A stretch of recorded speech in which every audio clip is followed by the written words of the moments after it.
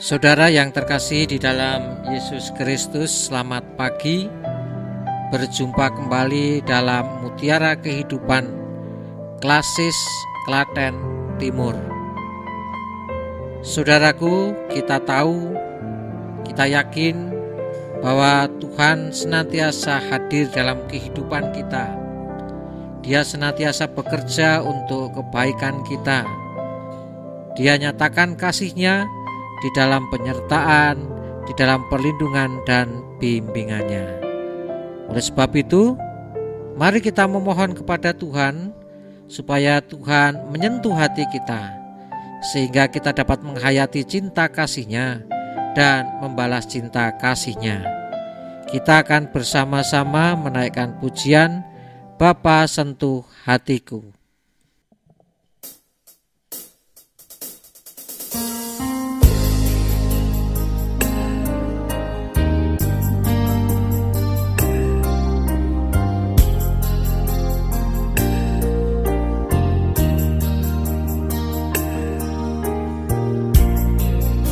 Betapa aku mencintai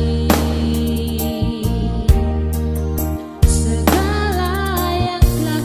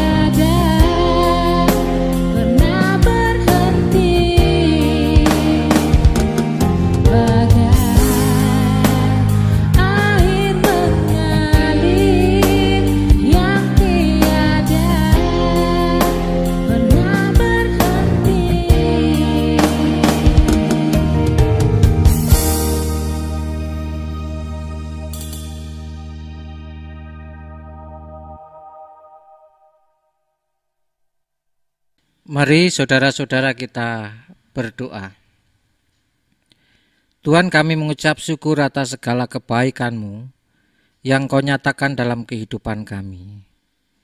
Dan ampunilah kami ya Tuhan, ketika kami belum dapat merasakan kebaikan-Mu dan kami masih saja hidup dalam dosa. Tuhan, ampuni segala dosa kesalahan kami. Tuhan, mampukan kami untuk hidup berjalan dalam kehendak-Mu saja. Dan saat ini Tuhan, kami akan mendengarkan firman-Mu. Tuhan berfirman bagi kami dan kami siap mendengar dan melakukannya. Di dalam Yesus Kristus kami berdoa. Amin.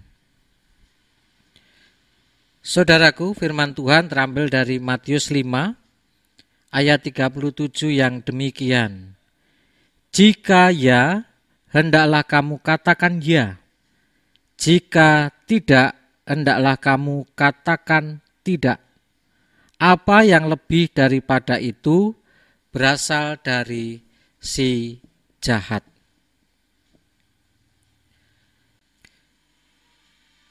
Saudara yang terkasih di dalam Yesus Kristus, saat ini kita masih ada dalam pandemi COVID-19.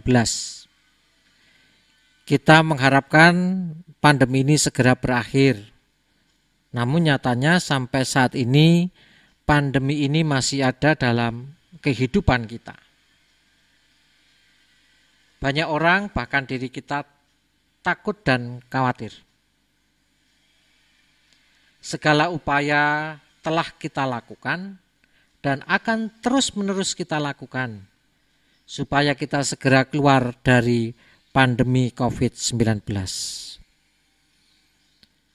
Namun disayangkan, ketika kita bersama-sama berupaya untuk segera keluar dari pandemi ini, justru ada orang-orang yang memanfaatkan pandemi ini untuk kepentingan pribadi, untuk menjatuhkan orang lain, bahkan untuk memperkeruh keadaan.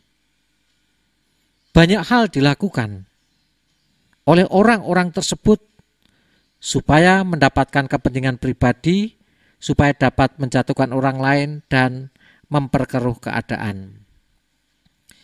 Salah satunya adalah dengan menebar atau menyebar berita bohong atau hoax yang menjadikan kita bingung, kita gelisah dan kita tidak tentram. Tentunya hal ini memperburuk keadaan kita. Kita yang sudah takut, kita yang sudah khawatir, ditambah menjadi kita tidak tentram. Akhirnya imunitas kita semakin menurun. Takut khawatir membuat imunitas menurun. Ditambah lagi kita tidak tentram. Oleh karena adanya orang-orang yang memanfaatkan pandemi ini untuk kepentingan pribadi, menjatuhkan orang lain, dan untuk memperkeruh keadaan. Saudara, kita sebagai orang percaya dipanggil untuk menyuarakan kebenaran atau mengatakan sesuatu yang benar kepada setiap orang, terlebih kepada Tuhan. Di masa pandemi ini, bagaimana kita menyuarakan kebenaran? Yang pertama adalah menyuarakan atau memberikan informasi-informasi yang valid, yang benar berkaitan dengan pencegahan COVID-19, penanggulangan bagi orang-orang yang terpapar, dan juga menyuarakan tentang protokol kesehatan. Tidak hanya menyuarakan protokol kesehatan, namun memberikan teladan kepada orang lain berkaitan dengan penerapan protokol kesehatan. Ketika ada orang-orang yang memanfaatkan pandemi ini untuk kepentingan pribadi, menjatuhkan orang lain dan memperkeruh keadaan, kita harus mengimbanginya dengan menyuarakan kebenaran, memberikan informasi tentang pencegahan, bagaimana mengajak untuk menerapkan protokol kesehatan, bagaimana juga untuk memberikan informasi tentang penanganan pasien COVID-19 yang harus isolasi mandiri di rumah, dan juga meminimalisir menyebarkan berita yang kurang jelas sumbernya.